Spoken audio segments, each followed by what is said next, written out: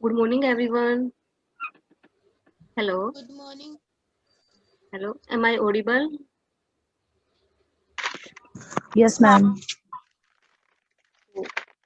Good morning, everyone. Myself, Priyanka. Ma'am. Myself, Priyanka. I hope all of you are doing well. So today our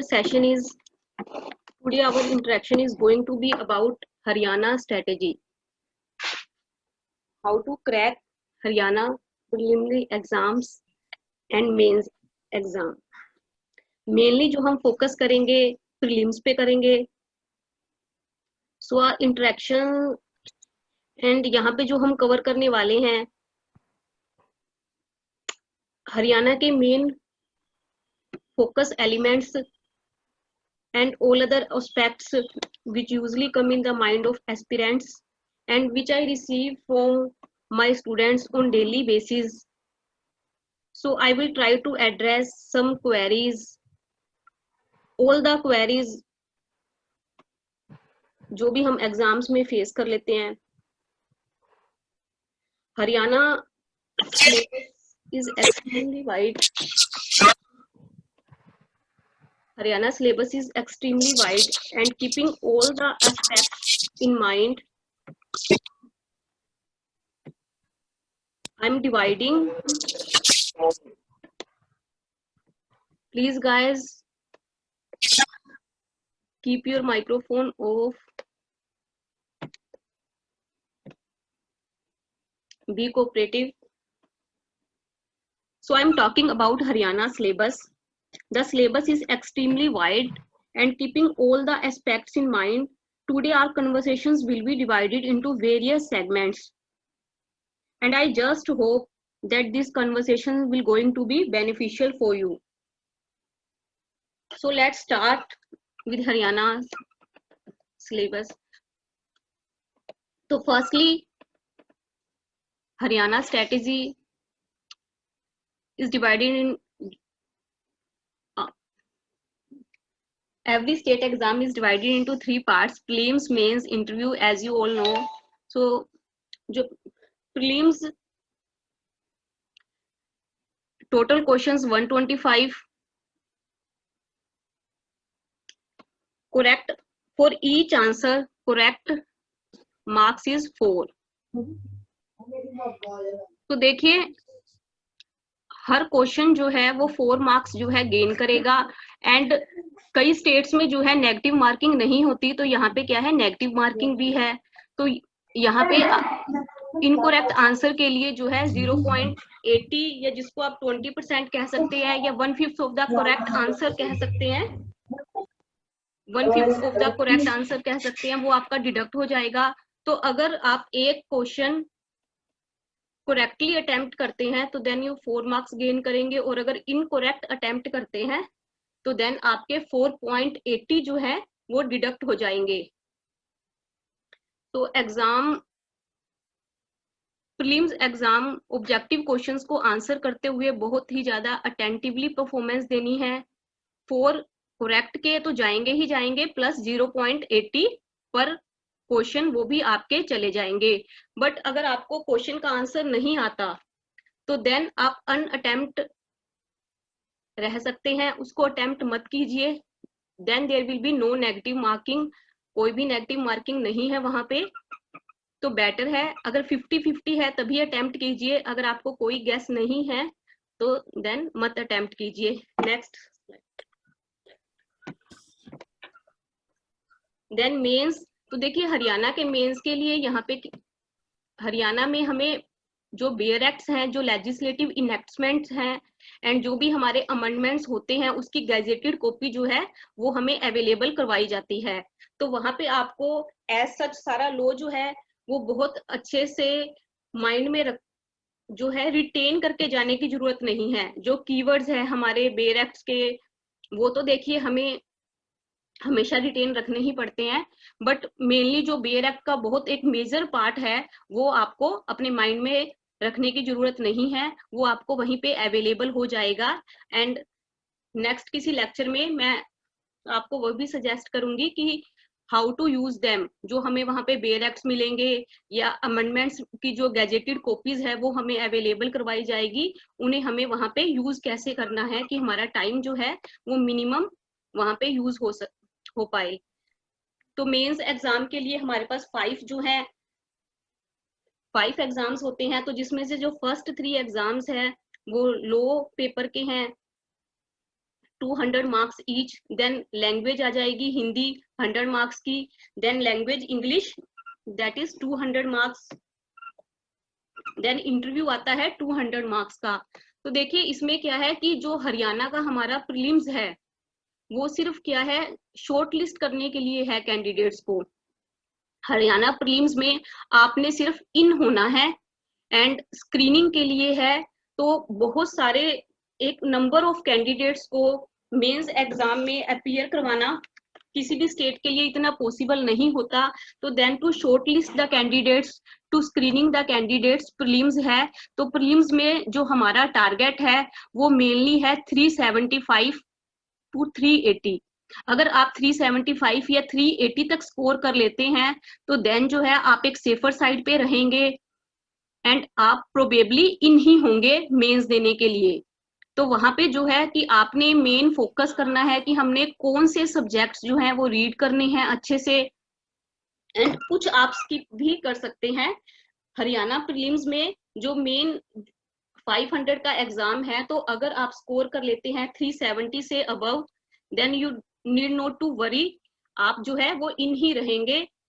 and then mains, then interview. तो देखिए जो interview and mains का जो total target होगा, mains में जो है 50% general category के लिए जो 50% मार्क्स होते हैं उनके बेसिस पे जो है स्टूडेंट्स पास आउट होते हैं, एंड जो अदर कैटेगरीज है उनके लिए 45%।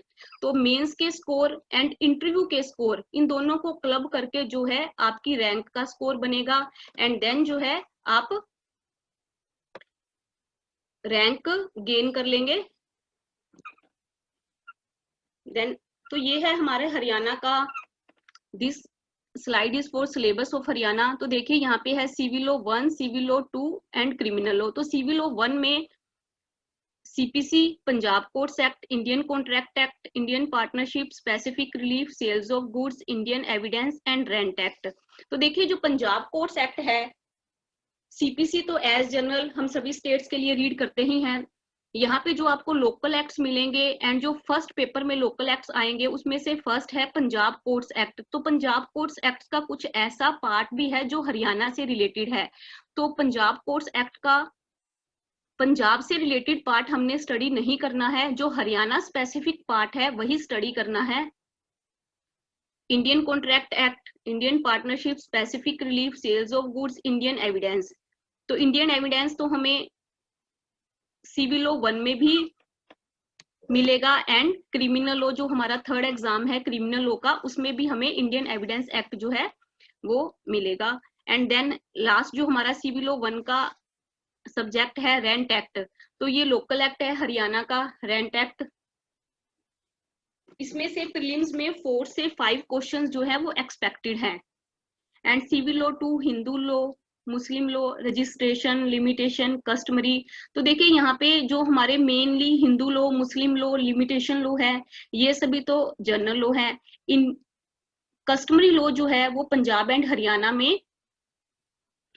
हरियाणा के एग्जाम्स में आता है। तो कस्टमरी लॉ भी एज सच कोई बहुत वाइड जो है सब्जेक्ट नहीं है, इसको आप 2-3 डेज में बड़े अच्छे से प्रिपेयर कर सकते हैं। क्रिमिनल लॉ तो सीआरपीसी, आईपीसी एंड एविडेंस, ये 3 सब्जेक्ट्स जो हैं ये हमारे मेन है, हमारे बेसिक सब्जेक्ट हैं, एंड ये तो हम हर स्टेट के लिए अपीयर कर ही रहे हैं। देन देखिए फिर हमें इंग्लिश का जो हमारा 4th एग्जाम है वो इंग्लिश का है। तो इंग्लिश जो है, इंग्लिश एंड हिंदी हरियाणा के लिए जो इंग्लिश एंड हिंदी है वो मैटर करती है, बिकॉज देखिए लॉ के स्टूडेंट्स हैं, तो लॉ तो जो है हम सभी से एक्सपेक्टेड है। लॉ में जो गेम है वो डिसाइड नहीं होती, जो गेम डिसाइड होगी वो लैंग्वेज पेपर से डिसाइड होगी। इंग्लिश एंड हिंदी जो है वो जो है मैटर करेगी। अगर आप इंग्लिश एंड हिंदी में अच्छे स्कोर करते हैं तो देन आप जो है इन हो जाएंगे। तो इंग्लिश पे वर्क करना जो है वो मस्ट है। एंड इंग्लिश ऐसे जो हमें 1000 से 1100 वर्ड्स तक अटेम्प्ट करना है। वर्ड लिमिट्स 100 मार्क्स का ऐसे, वर्ड्स एंड फ्रेसेस जो है वो 25 मार्क्स के हैं, प्रेसिज, कंप्रीहेंशन एंड करेक्शंस। तो यहाँ पे मेन इंग्लिश के लिए क्या है, मेन जो आपने वर्क करना है वो वोकैब पे करना है। अगर आप वोकैब पे डेली वर्क करते हैं, डेली 20 से 30 वर्ड्स आप डेली के जो है वो प्रिपेयर करते हैं, तो उससे आपकी प्रेसिस भी अटेम्प्ट हो जाएगी, वर्ड्स एंड फ्रेसेस तो अटेम्प्ट हो ही जाएंगे, कंप्रीहेंशन भी आपकी जो है काफी इंप्रूव हो जाएगी। एंड जो मेन हमारा ऐसे है, जो 100 मार्क्स का ऐसे है, तो इस ऐसे में 70 मार्क्स अगर आप स्कोर कर लेते हैं तो मेनली आप मेंस के इंटरव्यू के लिए क्वालिफाई हो जाएंगे। तो अगर इंग्लिश एंड हिंदी इन दोनों सब्जेक्ट्स में अगर हमारे जो इंग्लिश एंड हिंदी जो हमारे जो मेन सब्जेक्ट्स हैं, लैंग्वेज के जो सब्जेक्ट्स हैं, इन सब्जेक्ट्स में अगर हम ऐसे में 70% स्कोर करते हैं तो देन आप ये मानकर चलिए कि आप जो है इंटरव्यू के लिए क्वालिफाई हैं। तो ऐसे लिखने के लिए मेन स्ट्रेटेजी क्या है, आपने जो है वर्ड्स पे वर्क करना है, वो कैप पे वर्क करना है, जो है आपने न्यूज़पेपर जो है डेली बेसिस पे कोई भी नेशनल न्यूज़पेपर आप इंग्लिश लैंग्वेज के लिए या हिंदी लैंग्वेज के लिए जो न्यूज़पेपर्स है उस पे वर्क कर सकते हैं। कोई भी वहां पे जो आपको मेन जी हाँ मैम, जैसे न्यूज़पेपर तो है, लेकिन उसके साथ अगर जैसे जो लॉ के वो आते हैं, नॉवेल्स टाइप आते हैं जो लॉ से रिलेटेड, जैसे सुप्रीम कोर्ट का कुछ हुआ, तो अगर उनको पढ़ने से भी कुछ फायदा होगा वैसे, जैसे एसेज लिखने में या फिर वैसी लैंग्वेज लाने में? जी एसेज बेनिफिट तो देखिए होगा, ऐसा नहीं है कि हमें बेनिफिट नहीं मिलता उन आर्टिकल से, बट मेन जो लैंग्वेज वर्क है ना, तो लॉ तो देखिए अगर आप वहां पे भी लीगल लैंग्वेज यूज करते हैं तो लीगल लैंग्वेज तो आप लॉ में भी यूज कर सकते हैं। तो मेनली जो इंग्लिश है ना वो आपकी लैंग्वेज देखने के लिए है कि देखिए आपने किसी स्टेट के जुडिशियल ऑफिसर की पोस्ट लेनी है, तो वहां पे आप जो उस वहां की जो लैंग्वेज है उसमें कितने आप जो है बेटर हैं, उसमें आपकी प्रोफिशिएंसी कितनी है, आप फेमिलियर कितने हैं उस लैंग्वेज के साथ। इस पॉइंट को टेस्ट करने के लिए जो है लैंग्वेज के एग्जाम्स जो है कंडक्ट किए जाते हैं। तो मेनली आपको लैंग्वेज पे ही वर्क करना है, और लैंग्वेज जितनी स्पेशल होगी या लैंग्वेज जितनी आपकी जो है कि जितनी आप वर्ड्स वो कैब के जो है हाई साउंडिंग वर्ड्स यूज करेंगे उतना आपका जो ऐसे है वो स्कोर करेगा। तो देखिए जो हमारे माइंड में जो वर्ड्स आते हैं उनको हम एक सिंपल इंग्लिश में भी ट्रांसलेट करके ऐसे बना सकते हैं, और एक हम हाई प्रोफाउंडिंग वर्ड्स को यूज करके भी ऐसे बना सकते हैं। तो मेन क्या है, जो मैटर है वो वही आ जाता है कि जो हाई प्रोफाइल वर्ड्स यूज करते हैं, हाई साउंडिंग वर्ड्स यूज करते हैं, तो वो स्टूडेंट्स जो हैं वो मेंस क्रैक कर जाते हैं। तो मेन आपने जो है यहाँ पे फोकस करना है वो कैप पे करना है। आपने वर्ड्स आप अपना डेली रूटीन बनाइए कि हमने डेली के जो है 20 या 30 वर्ड्स लर्न करने हैं एंड उन पे वर्क करना है, वो आपने यूज करने हैं अपनी डेली लैंग्वेज में। अगर आप उसको डेली यूज करेंगे जी। मैम मैं वो समझ गया। मैम मैं ये पूछ रहा हूँ कि अगर हिंदी में मेरा जैसे काफी वीक है, और क्योंकि लाइक हम सब लोग 10th के बाद ही छोड़ दिए होते हैं, और अगर मान लीजिए लैंग्वेज बोथ इंग्लिश और हिंदी अगर हम लोग की प्रैक्टिस नहीं है, और अगर अभी से हमें हरियाणा का देखना है, तो अभी से क्या हम लोगों के पास टाइम है कि हम लोग अपनी लैंग्वेज को मतलब कर सकते हैं कि मेन लेवल का? पॉइंट जो है वो अभी यही से है कि मैं आपकी प्रॉब्लम समझ सकती हूँ। देखिए जो लोकल स्टूडेंट्स है ना वो एक स्टेट को लेकर नहीं बैठ सकते, we have to appeal for different states. तो वहां पे क्या है, हमारी सबसे बड़ी प्रॉब्लम ही लैंग्वेज की आती है। अगर आप पंजाब के लिए अपीयर करेंगे तो पंजाबी, गुजरात के लिए अपीयर करेंगे तो गुजराती। तो देखिए अगर आपने किसी भी स्टेट का जब आपने माइंड मेकअप कर लिया है कि हमने उस स्टेट के लिए अपीयर करना है, तो आपको फर्स्ट डे से ना उसकी लैंग्वेज पे वर्क करना पड़ेगा। इतना तो आप वर्क कीजिए कि हमने देखिए उसमें जो है ना कि 100 का 100 स्कोर नहीं करना है, बट आपने 50 तो लेने ही लेने हैं। तभी जो है आप वहां के, अदरवाइज तो आप वहां का क्वालिफाई ही नहीं कर पाएंगे। तो देखिए यहाँ पे क्या है, इंग्लिश हमारे लिए कॉमन है, इंग्लिश आप कहीं पे भी अपीयर करेंगे तो इंग्लिश में भी हो सकता है कि आप प्रिपेयर्ड भी हो इंग्लिश के लिए एंड वर्क कर भी रहे हो। तो मेन यहाँ पे आपको मैटर करेगा हिंदी। तो हिंदी के लिए जो है आपने, या तो आप अभी से किसी हिंदी के प्रोफेसर से ट्यूशंस ले लीजिए, हिंदी के ऊपर थोड़ा वर्क कर लीजिए, हिंदी के ऐसे जो है मेन आप ऐसे पे वर्क कीजिए। तो आपका जो देखिए हिंदी में क्या है, प्रोज है, पोइट्री है, कंपोजिशन वही ईडियम्स है, करेक्शंस है, ट्रांसलेशन करनी है हमने इंग्लिश पैसेज की हिंदी में। तो यहाँ पे स्पेसिफिकली ना हमें प्रोवाइडेड है हिंदी इन देवनागरी। तो वहां पे हमें जो है कि उस जो स्क्रिप्ट को, देवनागरी जो स्क्रिप्ट है ना उसको मेंटेन करके रखना है। तो हम अपनी हिंदी लिख सकते हैं बट वो हमारी जो है इतनी स्कोरिंग नहीं रहेगी। तो आप ये नहीं है, अभी तक तो देखिए हमारे पास जो प्रीलिम्स की टेंटेटिव डेट जो थी वो अप्रैल की थी एंड अप्रैल में हम बैठे हैं। तो अभी जो नेक्स्ट टेंटेटिव डेट जो HPSC की वेबसाइट पे शो हो रही है वो अगस्त की है। तो अभी हमारे लिए I think some network problem.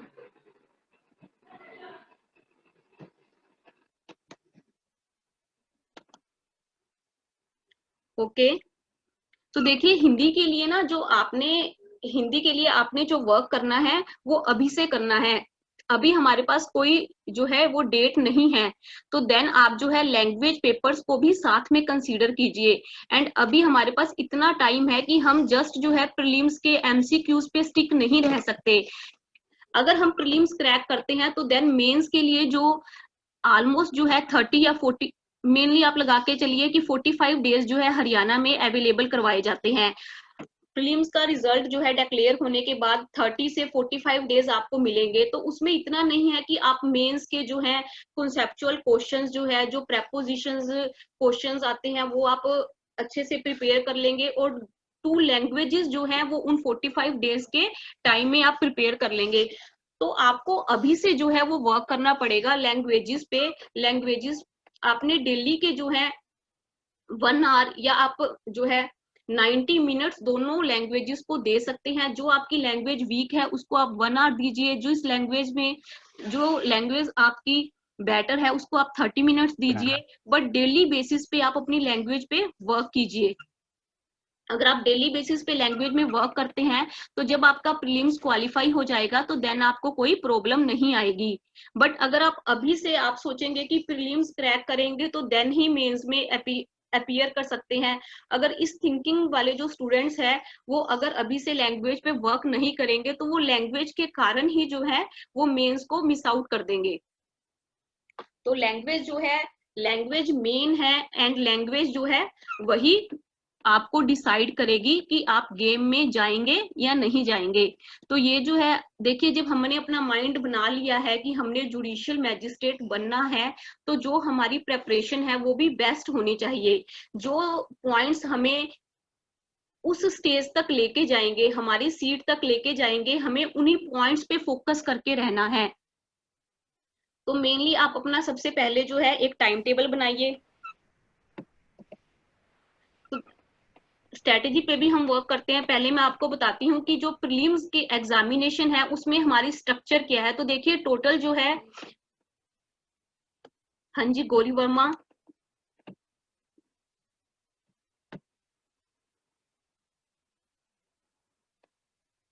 जी मैं सिलेबस ही जो है वो शेयर करने वाली हूँ।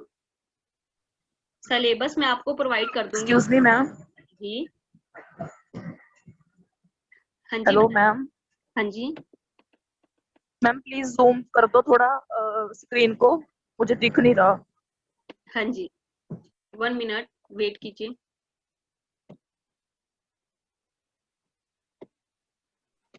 तो देखिए प्रिलिमिनरी एग्जामिनेशन का जो हमारा सिलेबस है वो 125 क्वेश्चंस का है। तो 125 क्वेश्चंस की डिवीजन होगी जिसमें से 110 से 115 क्वेश्चंस जो है वो आपको लॉ सेक्टर से मिलेंगे एंड जो रेस्ट 10 से 15 क्वेश्चंस है वो आपको जनरल नॉलेज से जो है मिलेंगे, जिसमें करंट अफेयर्स जो है, मेंटल एबिलिटी भी आपको मिल सकती है क्योंकि लास्ट टाइम जो है वो हरियाणा पंजाब के एग्जाम में मेंटल एबिलिटी भी पाई गई थी। तो यहाँ पे आपको करंट अफेयर्स मिल सकते हैं, स्ट्रेटेजिक जीके मिल सकती है, हरियाणा स्पेसिफिक क्वेश्चंस मिल सकते हैं, बट मेनली यहाँ जो हमारा 110 तक का जो स्कोर है वो लो से ही सेटअप किया जाता है। तो मेन जो हमारे देखिए ये हरियाणा का प्रीलिम्स का हमारा सिलेबस है, एंड इसमें जो मेन फोकस हमारी है ना वो CPC code of civil procedure. तो यहाँ पे मैंने कैटेगराइज किया है कि फर्स्ट जो हमें प्रेफरेंस देनी है वो फर्स्ट हमारे सब्जेक्ट्स जो है code of civil procedure, code of criminal procedure, Indian penal code, Indian evidence act and constitution. तो देखिए जो कॉन्स्टिट्यूशन है ना वो हमें वहां पे जो हमारा सिलेबस है वहां पे हमें हरियाणा की नोटिफिकेशन में मेंशन नहीं है, तो कॉन्स्टिट्यूशन जो है वो जीके के अंदर इंक्लूड किया जाएगा या इंडियन पॉलिटी के अंदर इंक्लूड हो जाएगा। तो कॉन्स्टिट्यूशन एक ऐसा सब्जेक्ट है जो हमें ओनली प्रीलिम्स में ही मिलेगा, मेंस में जो है कॉन्स्टिट्यूशन हरियाणा का पार्ट नहीं है। बट कॉन्स्टिट्यूशन जो है अगर आप प्रीवियस ईयर्स क्वेश्चंस जो कॉन्स्टिट्यूशन जो है वो अगर आप प्रीवियस ईयर्स क्वेश्चंस अगर हरियाणा की आप देखेंगे प्रीवियस ईयर्स क्वेश्चन पेपर, तो कॉन्स्टिट्यूशंस में से आपको 15 से 20 क्वेश्चंस जो है वो मिलेंगे। तो कॉन्स्टिट्यूशन प्रीलिम्स के लिए एक मेजर सब्जेक्ट है, आपको सीपीसी, सीआरपीसी, आईपीसी एविडेंस के साथ कॉन्स्टिट्यूशन पे भी उतना ही एफर्ट देना है जितना हम इन मेजर सब्जेक्ट्स पे देते हैं। अगर आप ये 5 सब्जेक्ट्स भी बड़े अच्छे से कर लेते हैं, इनके जो एमसीक्यूज है उसकी प्रैक्टिस करते हैं, इनके जो प्रीवियस ईयर्स पेपर्स में जो क्वेश्चन सेट किए गए हैं उनकी प्रैक्टिस करते हैं, तो देन आपका 70 से 80 स्कोर जो है I mean 125 में से जो 70 से 80 क्वेश्चंस जो है वो आपके अटेम्प्ट हो जाएंगे। तो 70-80 क्वेश्चंस जो है वो इन 5 सब्जेक्ट्स में से ही सेट किए जाते हैं, 70-80 पोर्शन। मैम एक क्वेश्चन था जी मैम, ये कॉन्स्टिट्यूशन के जो क्वेश्चंस आएंगे वो जो आपने बताया था 10 से 15 क्वेश्चंस आएंगे, ये उसी में इंक्लूसिव होगा? जी कॉन्स्टिट्यूशन के मैं आपको देखिए स्पेसिफिकली 10 से 15 नहीं कहती, कॉन्स्टिट्यूशन 15 से 20 भी हो सकता है, बट आप लेके चलिए कि 10 से अबव ही आएंगे। 10 तो मिनिमम है कि 10 तो उन्होंने सेट करने ही करने हैं कॉन्स्टिट्यूशन में। Constitution specifically only for prelims ही पूछा जाता है, तो कॉन्स्टिट्यूशन पे यहाँ पे मेन इम्फेसिस दी जाती है। यहाँ पर जैसे आपने बताया जी हाँ जी,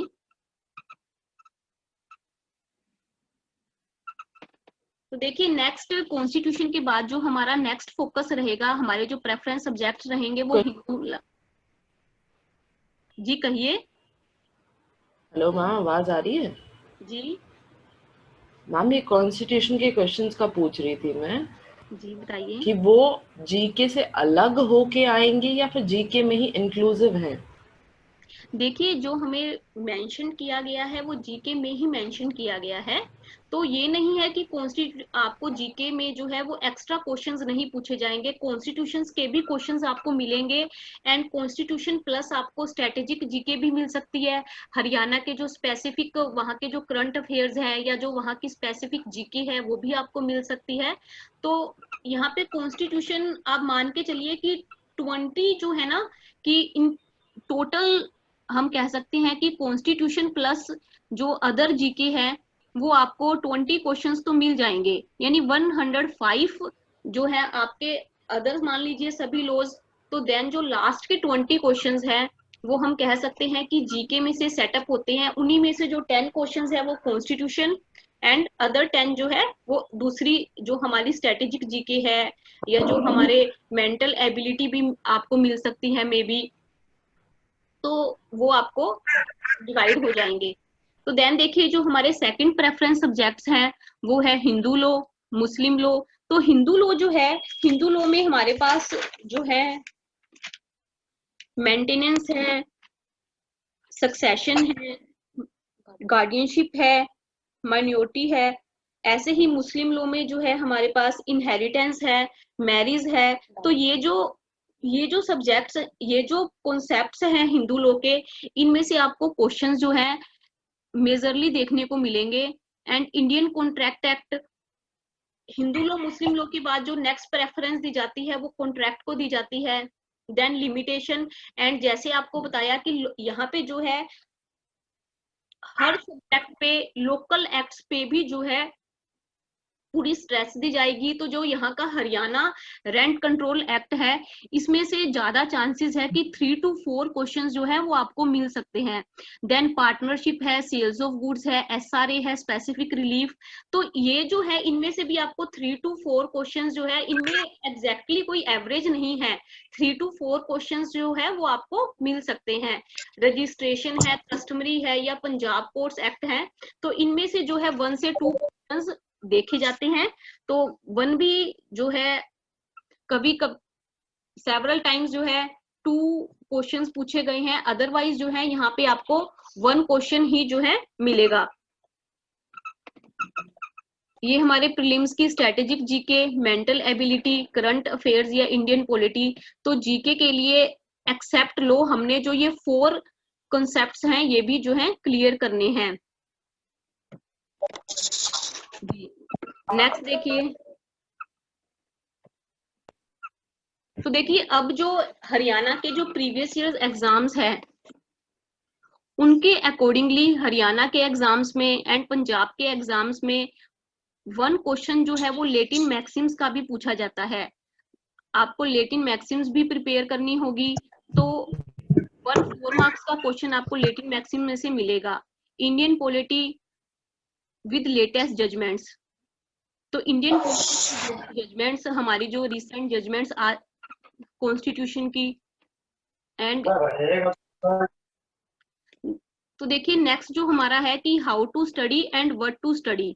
तो देखिए हमारा मेन क्वेश्चन जो हमारी स्ट्रेटेजी है हरियाणा के लिए वो मेन यही है कि हमने क्या स्टडी करना है एंड कैसे स्टडी करना है।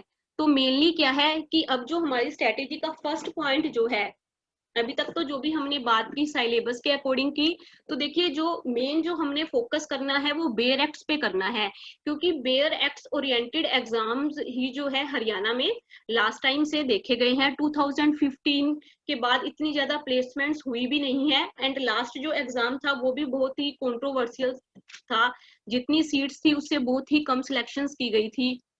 जो बेयर एक्ट है, तो देखिए बेयर एक्ट की सबसे पहले जो है हमारी यहाँ पे फर्स्ट रिक्वायरमेंट जो है वो है लैंग्वेज की कमांड होनी।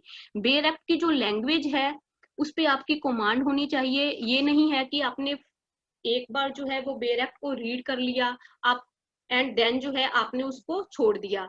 बेयर एक्ट को आपको किसी भी सब्जेक्ट के बेयर एक्ट को, CPC, CRPC जो भी मेजर सब्जेक्ट्स हैं, इनके बेयर एक्ट्स को आपने 3 to 4 टाइम्स तो रीड करना ही करना है। जब तक आपकी कमांड नहीं होगी आप जो है बेयर एक्ट ओरिएंटेड क्वेश्चंस को सोल्व नहीं कर पाएंगे। अब हम जो है बेयर एक्ट्स के जो सभी सेक्शंस है उसको थोरोली रीड तो कर नहीं सकते, तो आपने जो वर्क करना है वो कीवर्ड्स पे करना है। आपने कीवर्ड्स को अंडरलाइन करना है, उनको हाईलाइट करना है, एंड उनको सेक्शंस को रीड करने के बाद नेक्स्ट डे या सेम डे आपने उनको रिकॉल करना है कि सेक्शन 14 में फॉर एग्जाम्पल कि कौन से कीवर्ड्स थे, 15 में कौन से कीवर्ड्स थे। आप ऐसे रिकॉल करेंगे तो आपको बेयर एक्ट जो है वो थोरोली लर्न हो जाएगा। अगर आपको कीवर्ड्स लर्न होंगे तो देन आप कह सकते हो कि मुझे जो है बड़े अच्छे से पता है कि किस सेक्शन में क्या है। एंड देन आपने जो वर्क करना है बेयर एक्ट में वो इलस्ट्रेशंस पे करना है। कुछ सब्जेक्ट्स की जो इलस्ट्रेशंस हैं वो प्रीलिम्स में मेनली बेसिस पर जो है वो पूछी जाती है। एविडेंस की जो इलस्ट्रेशंस है उनमें से क्वेश्चंस जो है हरियाणा के प्रीलिम्स में सेट किए जाते हैं। कॉन्ट्रैक्ट के जो इलस्ट्रेशंस है उन पे भी वर्क करना है। देन देखिए हमारे पास नेक्स्ट क्वेश्चन आ जाता है जजमेंट्स का। अब हमने जजमेंट्स कैसे प्रिपेयर करनी है, तो देखिए जितनी हमारे लिए लैंडमार्क जजमेंट्स इंपॉर्टेंट है उतनी ही हमारे लिए